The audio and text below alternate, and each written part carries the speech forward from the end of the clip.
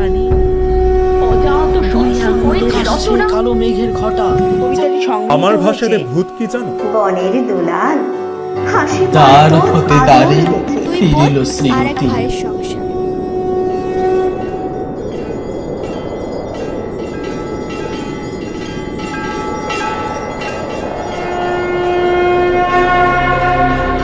Maheshwari audio vibes.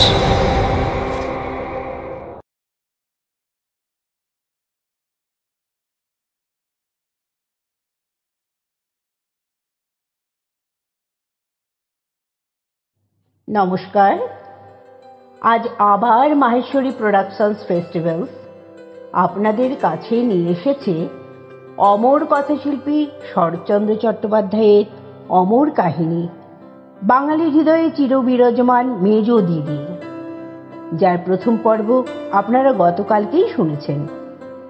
এভাবেই Maheshwari productions বছরে 4 বার Maheshwari festivals নিয়ে আসবে শুধুমাত্র আপনাদের ভিন্ন স্বাদের মনোরঞ্জন করতে। মাতৃবিয়োগের পরে কেষ্ট তার এক প্রতিবেশীর সাথে রাজহাটে তার বইমাত্রেও দিদির বাড়ি চলে আসে আশ্রয়ের জন্য। আশ্রয় সে পায় ঠিকই, কিন্তু তার দিদি অর্থাৎ এবাড়ির বড় বউ কাদম্বিনী এবং পরিবারের অন্যান্য সদস্যরা তাকে সাদরে গ্রহণ বা সহ্য কিছুই করতে পারেনি। তবে একজন সদস্যা ছিলেন যার অন্তঃকরণের খরিত স্নেহসুধার ভাবধারায় শত কষ্ট, অপমান, লাঞ্ছনার পরেও ছোট ছেলে কেষ্ট পেত ভালোবাসার সুধারস। কি হলো শেষে? ও মা, আমি যদি সব বলে দেব তাহলে ফেস্টিভ্যাল আনা কেন? না, আর কথা না বাড়িয়ে চলুন, শুরু হতে চলেছে মাহেশ্বরী প্রোডাকশনস ফেস্টিভ্যালস নিবেদন মেজ দিদি, দ্বিতীয় তথা অন্তিম পর্ব।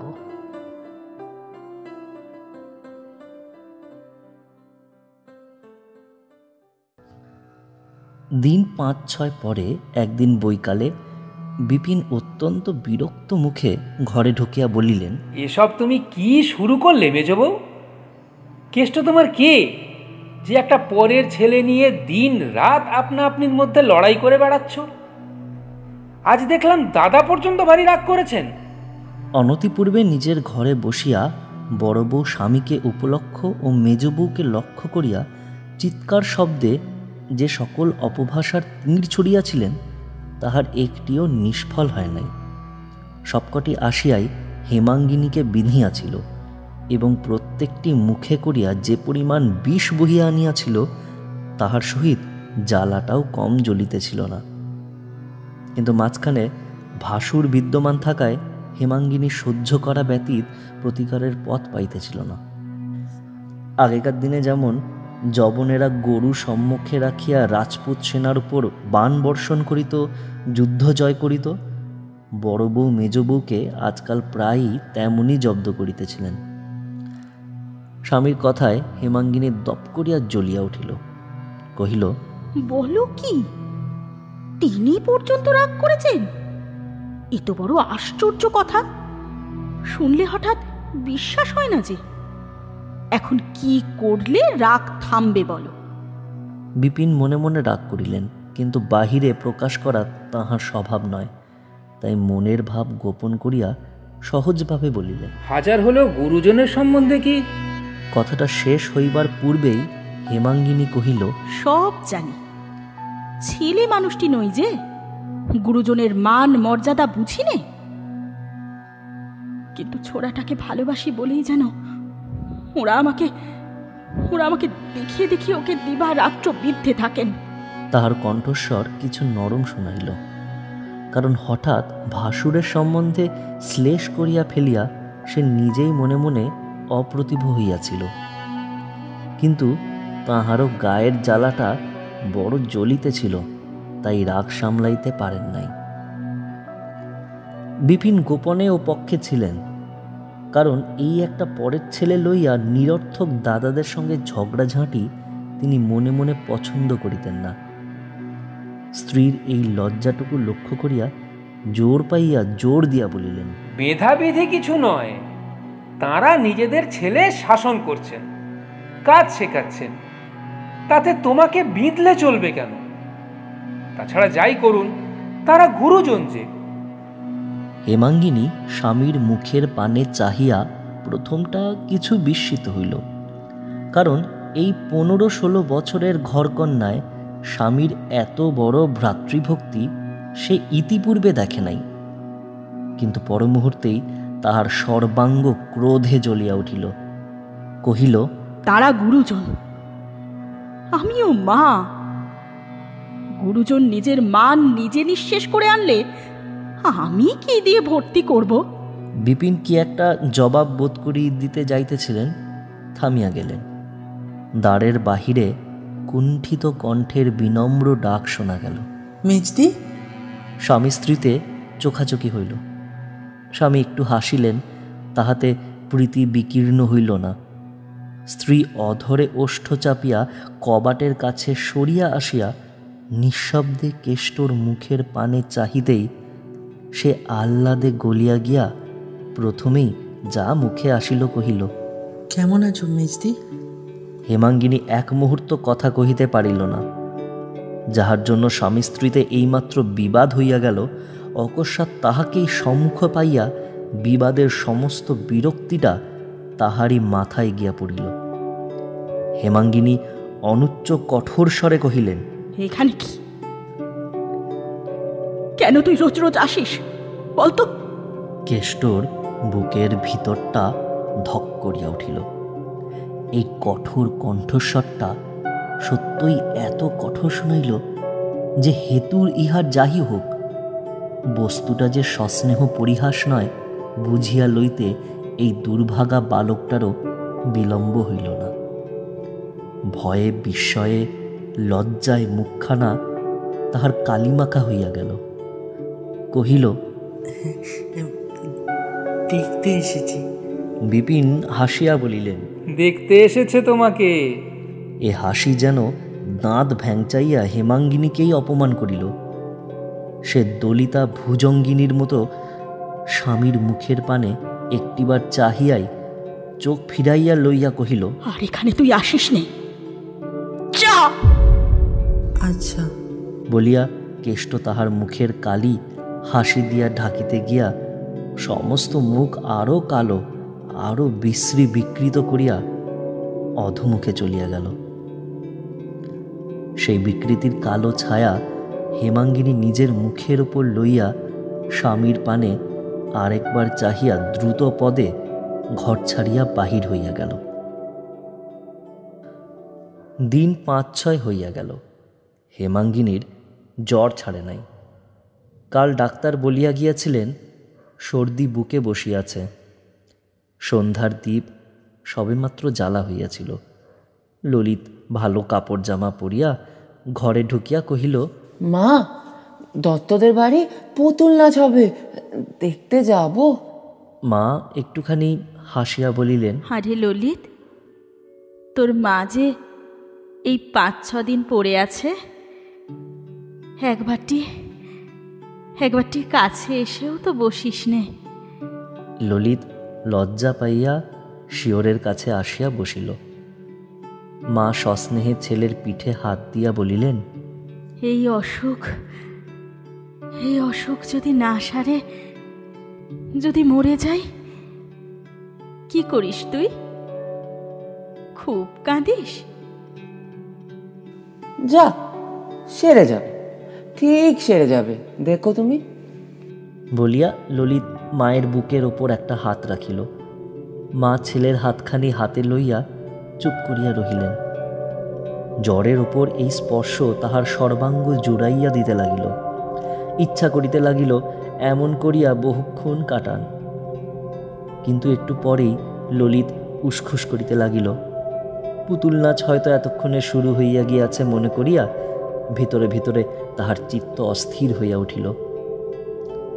ছেলের মনের কথা বুঝিতে পারিয়া মা মনে মনে হাসিয়া বলিলেন, আচ্ছা যা, দেখে আয়, বেশি রাত করিস না যেন। না না মা, এক্ষুনি ফিরে আসবো। বলিয়া ললিত ঘরের বাহির হইয়া গেল। কিন্তু মিনিট দুই পরে ফিরিয়া আসিয়া বলিল, ওমা, একটা কথা বলবো। মা হাসি মুখে বলিলেন, একটা টাকা চাই তো, ওই কুলুঙ্গিতে আছে, নিগে দেখিস বেশি নিস নে যেন। না মা, টাকা চাই নে, বলি তুমি শুনবে। মা বিস্ময়ে প্রকাশ করিয়া বলিলেন, টাকা চাই নে? তবে কি কথা রে? ললিত আরেকটু কাছে আসিয়া চুপি চুপি বলিল, মা, বলছিলাম কেষ্ট মামাকে একবার আসতে দেবে? ঘরে ঢুকবে না, ওই দোরগোড়া থেকে একটিবার তোমাকে দেখেই চলে যাবে।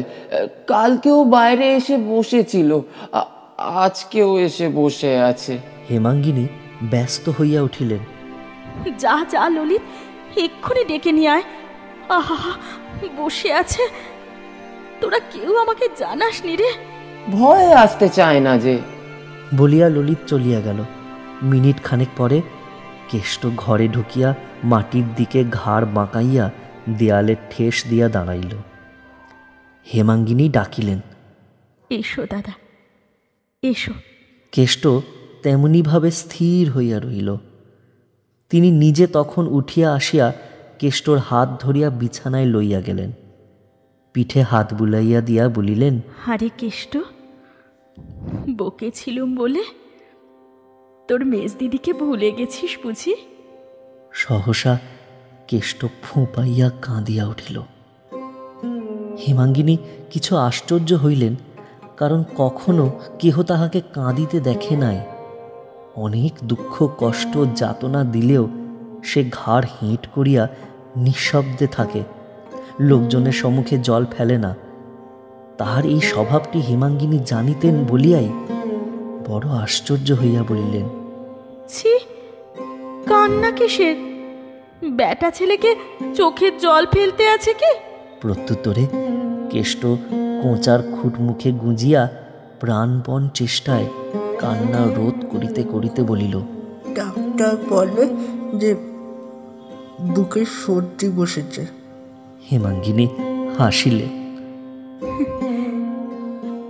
এই জন্যে? ছি ছি, কি ছেলে মানুষ তুই রে। বলিতে বলিতে তাহার নিজের চোখ দিয়াও টপ টপ করিয়া দু ফোঁটা জল গড়াইয়া পড়িল। বাঁ হাত মুছিয়া ফেলিয়া তাহার মাথায় একটা হাত দিয়া কৌতুক করিয়া বলিলেন, সর্দি বসেছে? বসলেই বারে। যদি যদি মরে, তুই আর ললিত কাঁধে করে গঙ্গায় দিয়ে আসবি, কেমন? পারবি নে? বলি মেজবউ, কেমন আছো আজ? বলিয়া বড় বউ দোরগড়ায় আসিয়া দাঁড়াইলেন। ক্ষণকাল কেষ্টর পানে তীক্ষ্ণ দৃষ্টিতে চাহিয়া থাকিয়া বলিলেন, এই যে ইনি এসে হাজির হয়েছেন, আবার ও কি? মেজগিনির কাছে কেঁদে শোয়াক করা হচ্ছে যে। নেকা আমার, কত ফন্দি জানে। ক্লান্তিবশত হেমাঙ্গিনী এইমাত্র বালিশে হেলান দিয়া কাত হইয়া পড়িয়াছিলেন।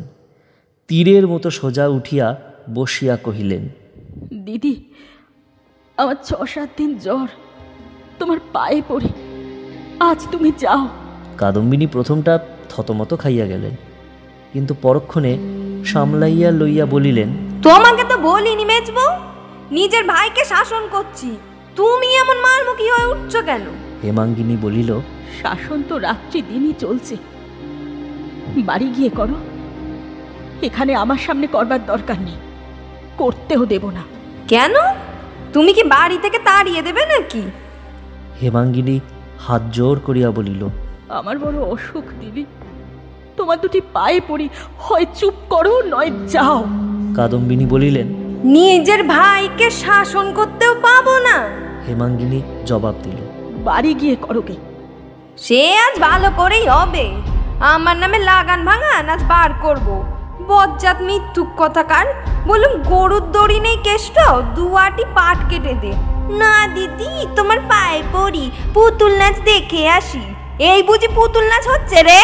বলিয়া কাদম্বিনী গুম গুম করিয়া পা ফেলিয়া চলিয়া গেলেন। হেমাঙ্গিনী কতক্ষণ কাঠের মতো বসিয়া থাকিয়া শুইয়া পড়িয়া বলিল, কেন তুই পুতুল নাচ দেখতে গেলি না কেষ্ট? গেলে তো আর এইসব হতো না। আসতে যখন তোকে ওরা দেয় না ভাই, আর এখানে তুই আসিস নেই, যা। কেষ্ট আর কথাটি না কহিয়া আস্তে আস্তে চলিয়া গেল, কিন্তু তৎক্ষণাৎ ফিরিয়া আসিয়া বলিল, আমাদের গায়ের বিশালাক্ষী ঠাকুর বড় জাগ্রত মেজদি, পুজো দিলে অসুখ সেরে যায়, দাও না মেজদি। এইমাত্র নিরর্থক ঝগড়া হইয়া যাওয়ায় হেমাঙ্গিনীর মনটা ভারী বিগড়াইয়া গিয়াছিল। ঝগড়াঝাঁটি তো হয়ই, সেই জন্য নয়, এমন একটা রসালো ছুতো পাইয়া এই হতভাগার দুর্দশা যে কিরূপ হইবে, আসলে সেই কথাটা মনে মনে তোলাপাড়া করিয়া তাহার বুকের ভিতরটা ক্ষোভে ও নিরুপায় আক্রোশে জ্বলিয়া উঠিয়াছিল। কেষ্ট ফিরিয়া আসিতেই হেমাঙ্গিনী উঠিয়া বসিল এবং কাছে বসাইয়া গায়ে হাত বুলাইয়া দিয়া কাঁদিয়া ফেলিল। চোখ মুছিয়া বলিল, আমি ভালো হয়ে তোকে লুকিয়ে পুজো দিতে পাঠিয়ে দেব, পারবি একলা যেতে? কেষ্ট উৎসাহে দুই চক্ষু বিস্ফারিত করিয়া বলিল, একলা যেতে খুব পারবো। তুমি আজকে আমাকে একটা টাকা দিয়ে পাঠিয়ে দাও না মেজদি। আমি কাল সকালেই পুজো দিয়ে তোমাকে প্রসাদ এনে দেবো, সে খেলে তক্ষুনি অসুখ সেরে যাবে। দাও না মেজদি, দাও না, আজকেই পাঠিয়ে দাও। হেমাঙ্গিনী দেখিলেন তাহার আর সবুর সয় না, বলিলেন, কিন্তু কাল ফিরে এলে তোকে যেরা ভারী মারবে। মারধরের কথা শুনিয়া প্রথমটা কেষ্ট দমিয়া গেল, কিন্তু পরক্ষণেই প্রফুল্ল হইয়া কহিল, মারুক গে, তোমার অসুখ সেরে যাবে তো। আবার তাহার চোখ দিয়া জল গড়াইয়া পড়িল। বলিলেন, আরে কেষ্ট, আমি তোর কেউ নই, তবে আমার জন্য তোর এত মাথা ব্যথা কেন? এ প্রশ্নের উত্তর কেষ্ট কোথায় পাইবে? সে কি করিয়া বুঝাইবে তাহার পীড়িত আর্ত হৃদয় দিবারাত্র কাঁদিয়া কাঁদিয়া তাহার মাকে খুঁজিয়া ফিরিতেছে? একটুখানি মুখপানে চাহিয়া থাকিয়া বলিল, তোমার অসুখ যে সারছে না মেজদি, বুকে সর্দি বসেছে যে। হেমাঙ্গিনী এবার একটুখানি হাসিয়া বলিলেন, আমার সর্দি বসেছে তাতে তোর কি? তোর এত ভাবনা হয় কেন? কেষ্ট আশ্চর্য হইয়া বলিল, ভাবনা হবে না মেজদি, বুকে সর্দি বসেছে বড় খারাপ। অসুখ যদি বেড়ে যায় তাহলে তোকে ডেকে পাঠাবো, কিন্তু না ডেকে পাঠালে আর আসিস নে ভাই। কেন মেজদি? হেমাঙ্গিনী দৃঢ়ভাবে মাথা নাড়িয়া বলিলেন, না, তোকে আর আমি এখানে আসতে দেব না। না ডেকে পাঠালেও যদি আসিস তাহলে ভারী রাগ করব। কেষ্ট মুখপানে চাহিয়া সভয়ে জিজ্ঞাসা করিল, তাহলে বলো, কাল সকালে কখন ডেকে পাঠাবে? কাল সকালেই আবার তোর আসা চাই? কেষ্ট অপ্রতিভ হইয়া বলিল, আচ্ছা, সকালে না হয় দুপুরবেলায় আসবো মেজদি। তাহার চোখে মুখে এমনই একটা ব্যাকুল অনুনয় ফুটিয়া উঠিল যে হেমাঙ্গিনী মনে মনে ব্যথা পাইলেন।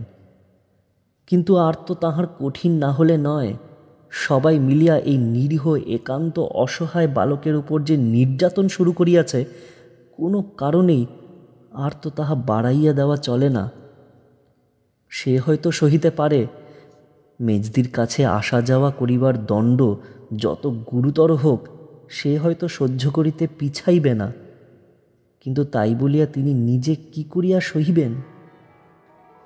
হেমাঙ্গিনীর চোখ ফাটিয়া জল আসিতে লাগিল। তথাপি তিনি মুখ ফিরাইয়া রুক্ষ স্বরে বলিলেন, বিরক্ত করিস নে কেষ্ট, যা এখান থেকে। ডেকে পাঠালে আসিস, নইলে যখন তখন এসে আমাকে বিরক্ত করিস নে।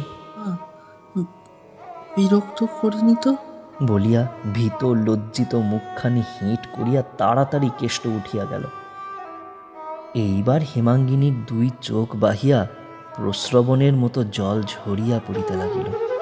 তিনি সুস্পষ্ট দেখিতে লাগিলেন এই নিরুপায় অনাথ ছেলেটা মা হারাইয়া তাঁকেই মা বলিয়া আশ্রয় করিতেছে। তাহারই আঁচলের অল্প একটুখানি মাথায় টানিয়া লইবার জন্য কাঙালের মতো কি করিয়াই না বেড়াইতেছে। হেমাঙ্গিনী চোখ মুছিয়া মনে মনে বলিলেন, কেষ্ট, মুখখানি অমন করে গেলি ভাই, কিন্তু তোর এই মেজদি যে তোর চেয়েও নিরুপায়। তোকে জোর করে বুকে টেনে আনবে সে ক্ষমতা যে তার নেই ভাই। উমা আসিয়া কহিল, মা, কেষ্ট মামা না কাল তাগাদাই না গিয়ে তোমার কাছে বসছিল বলে জ্যাঠামশাই এমন মারলেন যে নাক দিয়ে। হেমাঙ্গিনী ধমকিয়া উঠিলেন। আচ্ছা, হয়েছে হয়েছে, যা তুই এখান থেকে। অকস্মাৎ ধমকানি খাইয়া উমা চমকাইয়া গেল। আর কোনো কথা না কহিয়া ধীরে ধীরে চলিয়া যাইতেছিল। মা ডাকিয়া বলিলেন, শোন রে, নাক দিয়ে কি খুব রক্ত পড়েছিল? উমা ফিরিয়া দাঁড়াইয়া কহিল, না, খুব না, একটুখানি। আচ্ছা তুই যা। উমা কবাটের কাছে আসিয়াই বলিয়া উঠিল, ওমা, এই যে কেষ্ট মামা দাঁড়িয়ে রয়েছে। কেষ্ট শুনিতে পাইল। বোধ করি ইহাকে অভ্যর্থনা মনে করিয়া মুখ বাড়াইয়া সলজ্জ হাসি হাসিয়া কহিল, কেমন আছো মেজদি? ক্ষোভে, দুঃখে, অভিমানে হেমাঙ্গিনী ক্ষিপ্ত বৎ চিৎকার করিয়া উঠিলেন। কেন এসেছিস এখানে? যা যা বলছি, শিগগির দূর হ বলছি। কেষ্ট মূঢ়ের মতো ফ্যাল ফ্যাল করিয়া চাহিয়া রহিল। হেমাঙ্গিনী অধিকতর তীক্ষ্ণ তীব্র কণ্ঠে বলিলেন, তবু দাঁড়িয়ে রইলি হতভাগা, গেলি নে? কেষ্ট মুখ নামাইয়া শুধু যাচ্ছি বলিয়াই চলিয়া গেল। সে চলিয়া গেলে হেমাঙ্গিনী নির্জীবের মতো বিছানার একধারে শুইয়া পড়িয়া অস্ফুট ক্রুদ্ধ স্বরে বলিয়া উঠিলেন, 100 বার বলি হতভাগাকে আসিস নে আমার কাছে। তবু মেজদি, শিবকে বলে দিস তো উমা, ওকে আর না ঢুকতে দেয়। উমা জবাব দিল না, ধীরে ধীরে বাহির হইয়া গেল। রাত্রে হেমাঙ্গিনী স্বামীকে ডাকাইয়া আনিয়া কাঁদো কাঁদো গলায় বলিল, কোনোদিন তোমার কাছে কিছু চাইনি, আজ এই অশোকের ওপর একটা ভিক্ষা চাইছি, দেবে? বিপিন সন্দিগ্ধ কণ্ঠে প্রশ্ন করিলেন, কি চাই? হেমাঙ্গিনী বলিল, কেষ্টকে আমাকে দাও। ও বেচারি বড় দুঃখী, মা বাপ নেই, ওকে ওরা মেরে ফেলছে। এ আর আমি চোখে দেখতে পাচ্ছি না। বিপিন মৃদু হাসিয়া বলিলেন, তাহলে চোখ বুজে থাকলেই তো হয়। স্বামীর এই নিষ্ঠুর বিদ্রূপ হেমাঙ্গিনীকে শুল দিয়া বিঁধিল। অন্য কোনো অবস্থায় সে ইহা সহিতে পারিত না, কিন্তু আজ নাকি তাহার দুঃখে প্রাণ বাহির হইতেছিল। তাই সহ্য করিয়া হাত জোর করিয়া বলিল, তোমার দিব্যি করে বলছি, ওকে আমি পেটের ছেলের মতো ভালোবেসেছি। দাও আমাকে, মানুষ করি, খাওয়াই, পড়াই, তারপরে যা ইচ্ছে হয় তোমাদের তাই করো। বড় হলে আমি একটি কথাও কব না। বিপিন একটুখানি নরম হইয়া বলিলেন, ও কি আমার গোলার ধান চাল যে তোমাকে এনে দেব? পরের ভাই পরের বাড়ি এসেছে, তোমার মাঝখানে পড়ে এত দরদ কিসের জন্যে? হেমাঙ্গিনী কাঁদিয়া ফেলিল। খানিক পরে চোখ মুছিয়া বলিল, তুমি ইচ্ছে করলে বড়ঠাকুরকে বলে, দিদিকে বলে স্বচ্ছন্দে আনতে পারো। তোমার দুটি পায়ে পড়ছি, দাও তাকে। বিপিন বলিলেন, আচ্ছা তাই যদি হয়, আমি বা এত বড় মানুষ কিসে যে তাকে প্রতিপালন করব? হেমাঙ্গিনী বলিল, তুমি আগে আমার একটা তুচ্ছ কথাও ঠেলতে না, এখন কি অপরাধ করেছি যে যখন এমন করে জানাচ্ছে, বলছি সত্যি আমার প্রাণ বার হয়ে যাচ্ছে, তবু এই সামান্য কথাটা রাখতে চাইছো না? সে দুর্ভাগা বলে কি তোমরা সকলে মিলে তাকে মেরে ফেলবে? আমি তাকে আমার কাছে আসতে বলবো, দেখি ওরা কি করেন। বিপিন এবার রুষ্ট হইলেন, বলিলেন, আমি খাওয়াতে পারবো না। হেমাঙ্গিনী কহিলেন, আমি পারবো। আমি কি বাড়ির কেউ নই যে নিজের ছেলেকে খাওয়াতে পারবো না? আমি কালই তাকে আমার কাছে এনে রাখবো। দিদিরা জোর করেন তো আমি তাকে থানায় দারোগার কাছে পাঠিয়ে দিব। স্ত্রীর কথা শুনিয়া বিপিন ক্রোধে অভিমানে ক্ষণকাল অবাক হইয়া থাকিয়া বলিলেন, আচ্ছা, সে দেখা যাবে। পরদিন প্রভাত হইতেই বৃষ্টি পড়িতেছিল। হেমাঙ্গিনী জানলাটা খুলিয়া দিয়া আকাশের পানে চাহিয়াছিলেন। সহসা পাঁচু গোপালের উচ্চ কণ্ঠস্বর কানে গেল। সে চেঁচাইয়া বলিতেছিল, মা, তোমার গুণধর ভাই জলে ভিজতে ভিজতে এসে হাজির হয়েছে। খ্যাংরা কোথায় রে? যাচ্ছি আমি। বলিয়া কাদম্বিনী হুঙ্কার দিয়া ঘর হইতে বাহির হইয়া মাথায় গামছা দিয়া দ্রুত পদে সদর বাড়িতে ছুটিয়া গেলেন। হেমাঙ্গিনীর বুকটা যেন কাঁপিয়া উঠিল। ললিতকে ডাকিয়া বলিলেন, যা তো বাবা ও বাড়ির সদরে, দেখ তো তোর কেষ্ট মামা কোথা থেকে এলো। ললিত ছুটিয়া চলিয়া গেল এবং খানিক পরে ফিরিয়া আসিয়া কহিল, পাঁচুদা তাকে নাড়ু গোপাল করে মাথায় দুটো থান ইট দিয়ে বসিয়ে রেখেছে। হেমাঙ্গিনী শুষ্ক মুখে জিজ্ঞাসা করিলেন, কি করেছিল সে? ললিত বলিল, কাল দুপুরবেলা তাকে তাগাদা করতে পাঠিয়েছিল গয়লাদের কাছে। 3 টাকা আদায় করে নিয়ে পালিয়েছিল। সব খরচ করে এই আসছে। হেমাঙ্গিনী বিশ্বাস করিলেন না, বলিলেন, কে বললে সে টাকা আদায় করেছিল? লক্ষণ গয়লা নিজে এসে বলে গেছে। বলিয়া ললিত পড়িতে চলিয়া গেল। ঘণ্টা 2-3 আর কোনো গোলযোগ শোনা গেল না। বেলা 10টার সময় রাঁধুনি খান কতক রুটি দিয়া গিয়াছিল। হেমাঙ্গিনী বসিবার উদ্যোগ করিতেছিলেন, এমনই সময় তাহারই ঘরের বাহিরে কুরুক্ষেত্র বাঁধিয়া গেল। বড়গিন্নির পশ্চাতে পাঁচু গোপাল কেষ্টর কান ধরিয়া হিড় হিড় করিয়া টানিয়া আনিতেছে। সঙ্গে বড় কর্তাও আছেন। মেজ কর্তাকেও আনিবার জন্য দোকানে লোক পাঠানো হইয়াছে।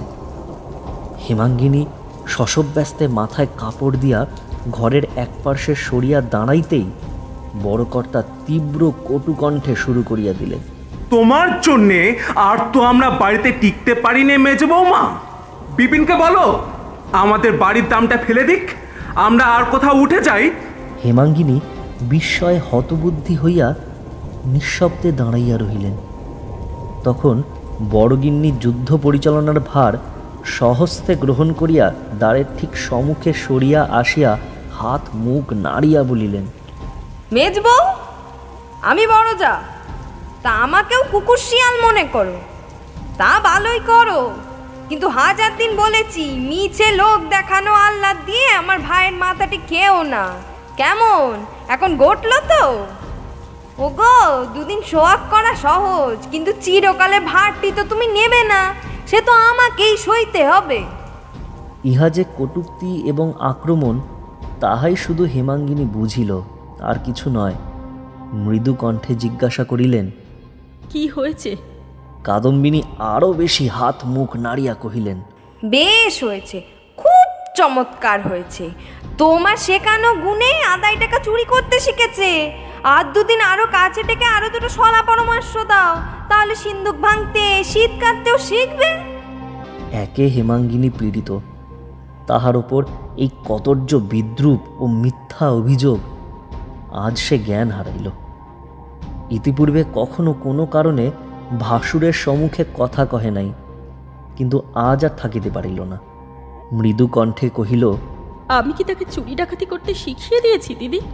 কাদম্বিনী স্বচ্ছন্দে বলিলেন, কেমন করে জানবো কি তুমি শিখিয়ে দিয়েছ না দিয়েছ? এ স্বভাব তো তার আগে ছিল না, এখনই বা হলো কেন? এত লুকোচুরি কথাবার্তাই বা তোমাদের কি? আর এত আহ্লাদ দেওয়াই বা কি জন্যে?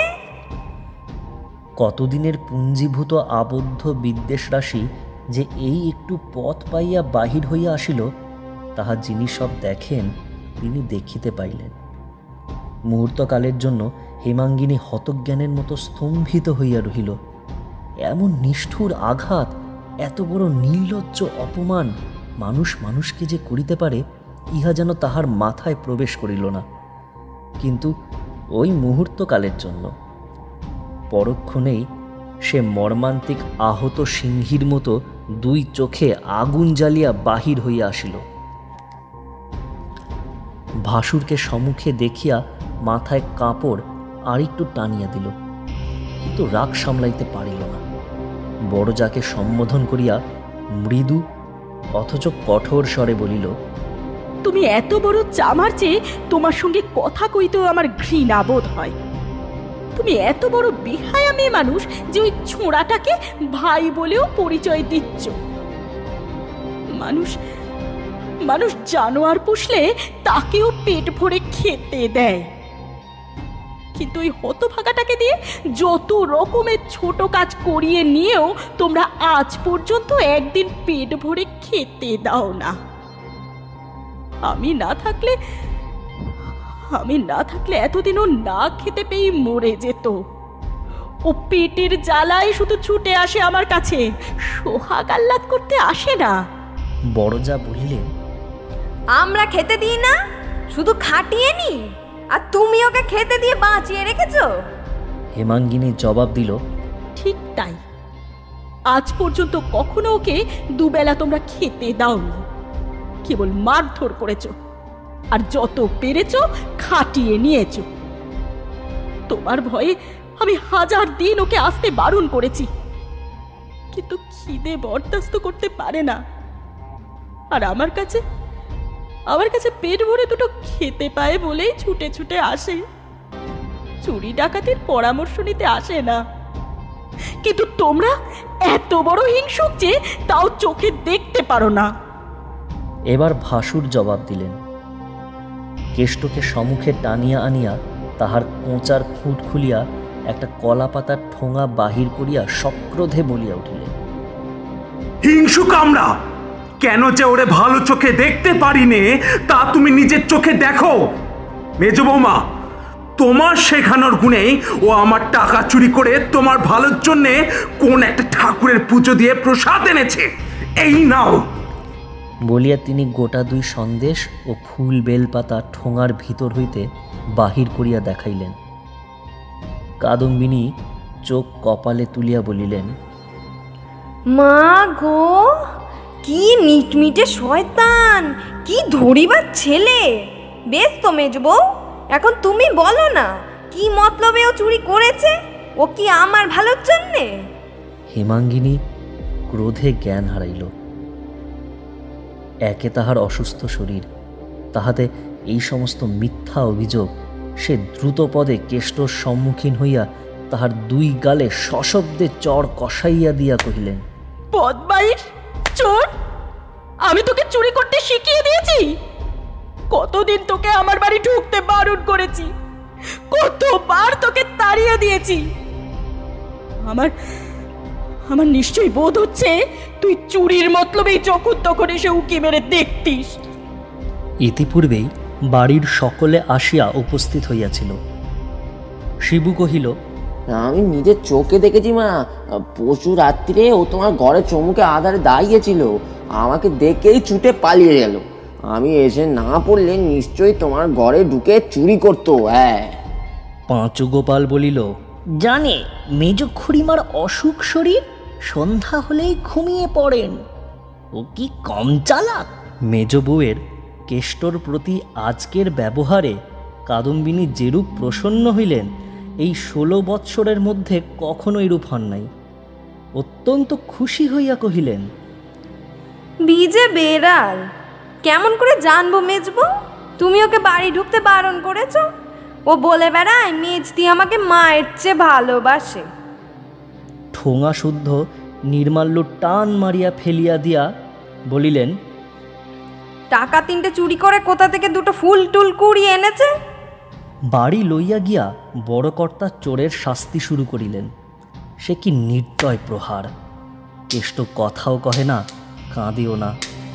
এদিকে মারিলে ওদিকে মুখ ফিরায়, ওদিকে মারিলে এদিকে মুখ ফিরায়। ভারী গাড়িশুদ্ধ গরু কাদায় পড়িয়া যেমন করিয়া মার খায়, তেমনি করিয়া কেষ্ট নিঃশব্দে মার খাইল। এমনকি কাদম্বিনী পর্যন্ত স্বীকার করিলেন, হ্যাঁ, মার খাইতে শিখিয়াছিল বটে। কিন্তু ভগবান জানেন, এখানে আসার পূর্বে নিরীহ স্বভাবের গুণে কখনো কেহ তাহার গায়ে হাত তুলে নাই। হেমাঙ্গিনী নিজের ঘরের ভিতর সমস্ত জানালা বন্ধ করিয়া দিয়া কাঠের মূর্তির মতো বসিয়াছিলেন। উমা মার দেখতে গিয়াছিল, ফিরিয়া আসিয়া বলিল, জ্যাঠাইমা বললেন কেষ্ট মামা বড় হয়ে ডাকাত হবে। ওদের গায়ে কি ঠাকুর আছে? উমা! মায়ের অশ্রু বিকৃত ভগ্ন কণ্ঠস্বরে উমা চমকাইয়া উঠিল। কাছে আসিয়া ভয়ে ভয়ে জিজ্ঞাসা করিল, কেন মা? আরে, এখনো কি তাকে সবাই মিলে মারছে?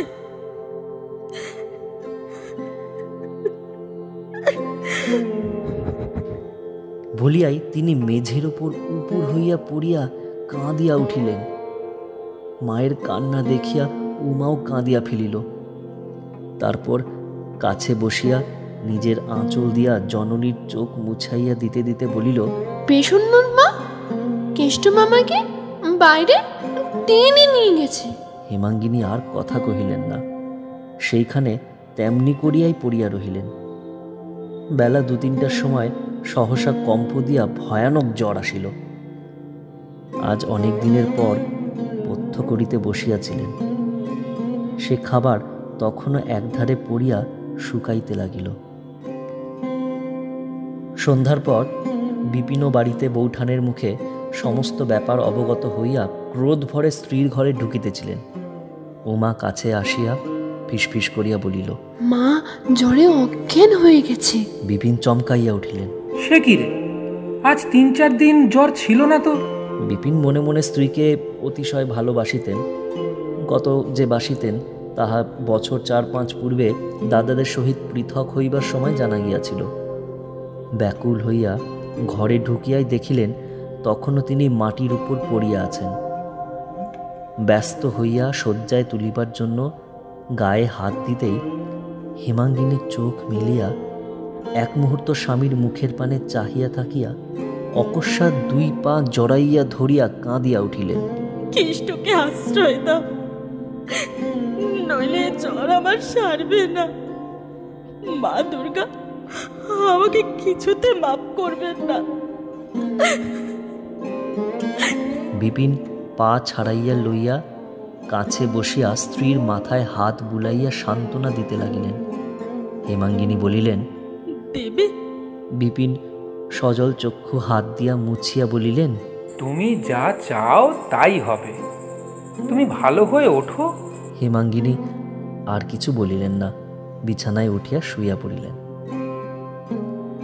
জ্বর রাত্রেই ছাড়িয়া গেল। পরদিন সকালে উঠিয়া বিপিন ইহা লক্ষ্য করিয়া পরম আহ্লাদিত হইলেন।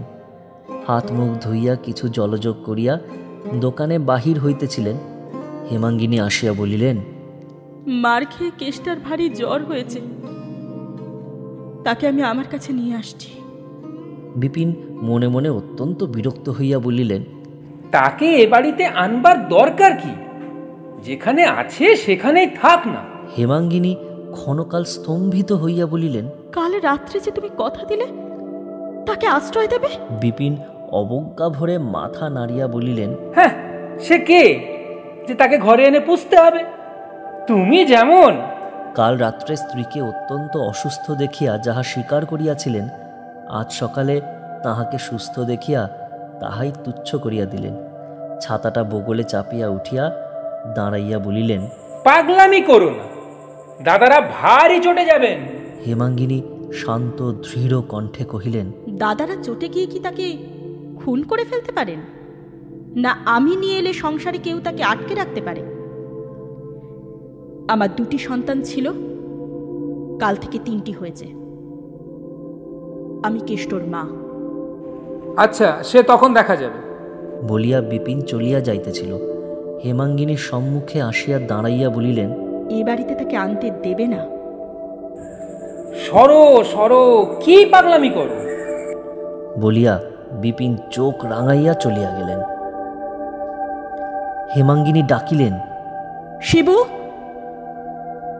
একটা গরুর গাড়ি ডেকে আন, আমি বাপের বাড়ি যাব। বিপিন শুনিতে পাইয়া মনে মনে হাসিয়া বলিলেন, ইস, ভয় দেখানো হচ্ছে। তারপর দোকানে চলিয়া গেলেন।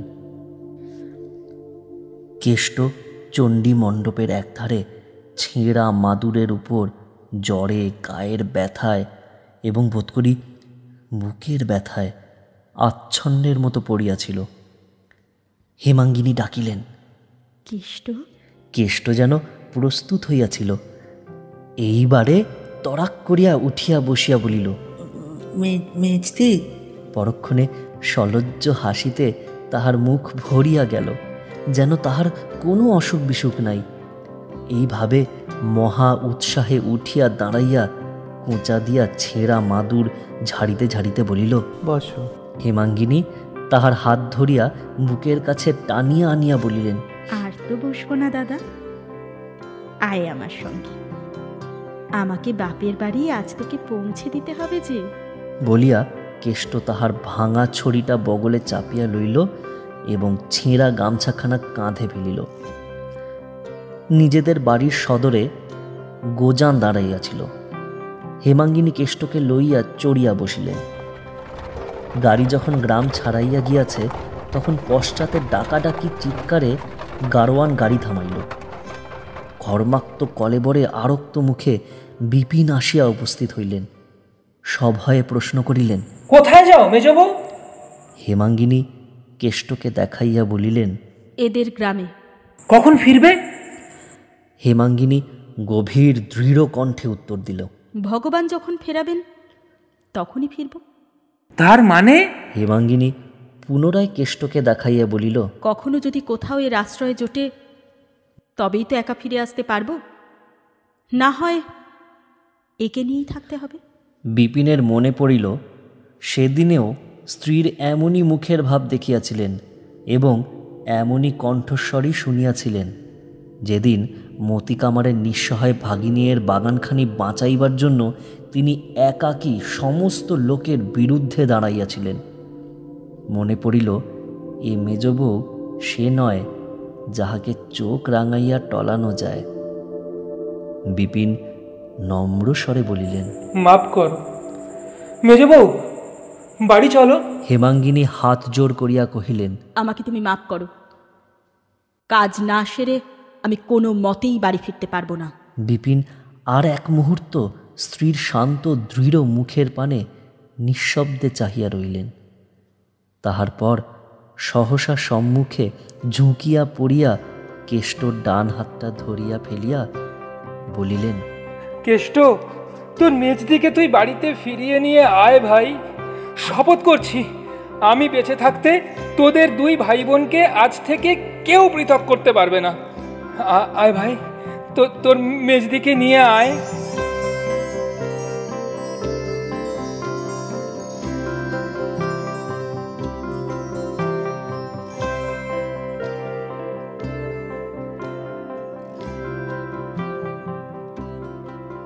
শুনছিলেন মাহেশ্বরী প্রোডাকশনস ফেস্টিভ্যালসের প্রাথমিক পর্যায়ের নিবেদন অমর কথাশিল্পী শরৎচন্দ্র চট্টোপাধ্যায়ের অমর কাহিনী মেজ দিদি। গতকাল এবং আজ অর্থাৎ 8 ও 9 জুন আপনাদের মনোরঞ্জনের জন্য পরিবেশিত হলো মেজ দিদি। যারা বিভিন্ন চরিত্রে কণ্ঠস্বর প্রদান করেছেন, আসুন তাদের নামের সাথে আপনাদের পরিচয় করিয়ে দিই। গল্পকার অনুষ্টুপ ঘোষ, কেষ্ট রিথম ব্যানার্জি, প্রতিবেশী বৃদ্ধ গৌতম মুখার্জি, কাদম্বিনী পৌলমী হালদার, নবীন সুরজিৎ রায়, হেমাঙ্গিনী সৌম্যা বালিয়ার, বিপিন দেবশ্রী দত্ত, টুনি সুরঞ্জনা ঘোষ, প্রসন্নর মা পারমিতা হালদার, উমা গোধূলি চ্যাটার্জি, ললিত ও শিবু সুভাষিস সরকার, গল্পের সূত্রধার সেবা আচার্য, পোস্টার ডিজাইন, ভিডিও এডিটিং ও স্পেশাল এফেক্ট সৌনভ ঘোষ, আবহ সঙ্গীত, শব্দগ্রহণ ও ধ্বনি পরিকল্পনা তথাগত দাস। বিশেষ সহযোগিতায় জি স্ট্রিং স্টুডিও বর্ধমান। বিশেষ ধ্বনি সংযোজন স্বপ্নীল ভট্টাচার্য। মূল ভাবনা ও সমগ্র ব্যবস্থাপনা অনির্বাণ আচার্য। ফেস্টিভ্যালস পরিচালনায় মোনালি চ্যাটার্জি। শেষ হলো এবছরের মাহেশ্বরী প্রোডাকশনস ফেস্টিভ্যালসের প্রথম নিবেদন। ধন্যবাদ। ভালো থাকুন, সুস্থ থাকুন ও শুনতে থাকুন নিয়মিতভাবে মাহেশ্বরী অডিও ভয়েস। আর হ্যাঁ, আপনাদের সুচিন্তিত ও মূল্যবান মতামত জানান।